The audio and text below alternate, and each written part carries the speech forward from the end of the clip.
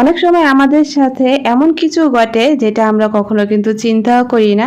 আর আজকে সকালে ওয়েদারটা এত সুন্দর ছিল, কয়েকদিন বৃষ্টির পর আজকে সকালে এত সুন্দর রোদ উঠেছে, দেখলেই একেবারে মনটা ভালো হয়ে গিয়েছিল। তো আসসালামু আলাইকুম, কেমন আছেন সবাই? আলহামদুলিল্লাহ, আমরা সবাই ভালো আছি। এদিকে সকালে রৌদ্রটা অনেক সুন্দর ছিল, আর সকালবেলায় আজকে অনেক সুন্দর রোদ উঠেছে।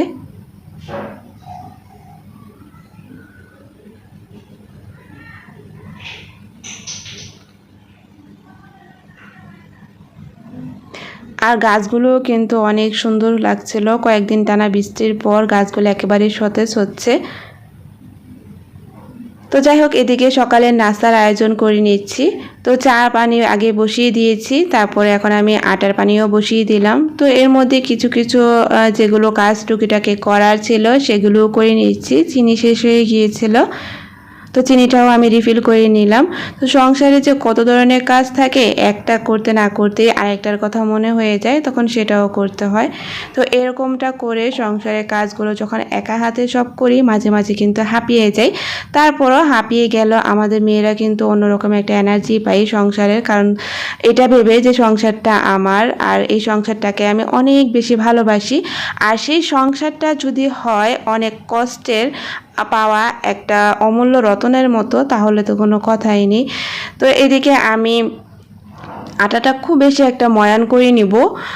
এটা যতটা বেশি সফট ময়ান করে নেওয়া যাবে, রুটিগুলো ততক্ষণ পর্যন্ত সফট থাকবে, অনেকক্ষণ পর্যন্ত সফট থাকবে আর কি, আর খেতেও ভালো লাগবে।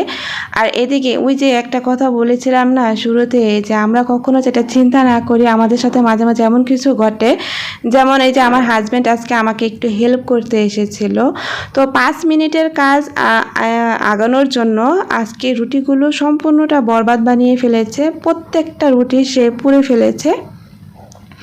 আমাকে যে খুব বেশি একটা হেল্প করে তা না, তো মাঝে মাঝে হেল্প করতে আসলে ঠিক এরকমটাই হয়। অনেক বেশি কষ্ট লেগেছিল আমার, তো যাই হোক কিছু করার নেই।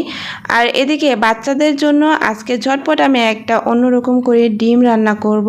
বাচ্চারা তো ডিম দেখলেই মূলত অনেক বেশি পছন্দ করে। তো ডিমটা আমি কুচি কুচি করে কেটে নিয়েছি, এর মধ্যে আমি পেঁয়াজ বাটা দিয়েছি। যেহেতু বাচ্চাদের জন্য রান্না করেছি, হলুদের পরিমাণ মরিচের পরিমাণটা আমি খুবই কম দিয়েছি, সেজন্য কালারটা এমন আসছে। তো এর মধ্যে আমি একটা টমেটো কুচিও দিয়ে দিয়েছি, আর এখন আমি ডিমগুলো দিয়ে দিলাম। এভাবে রান্না করে দিলে বিশেষ করে রুটি পরোটার সাথে কিন্তু খেতে অনেক বেশি ভালো লাগে।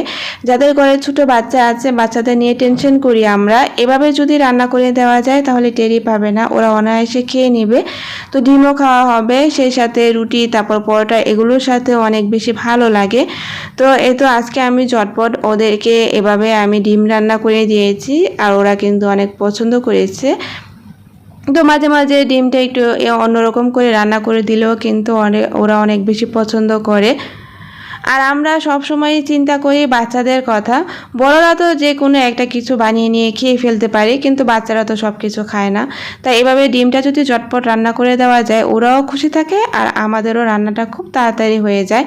আর এদিকে রান্না বান্নার পাশাপাশি সংসারে কিছু টুকিটাকি কাজও করে নিচ্ছি। এর মধ্যে এই কাজটা আমার করতে অনেক বেশি ভালো লাগে। যখন পাতাগুলো ওয়াশ করা হয় এত সুন্দর লাগে দেখতে, দেখতেও ভালো লাগে আর সেই সাথে করতেও ভালো লাগে।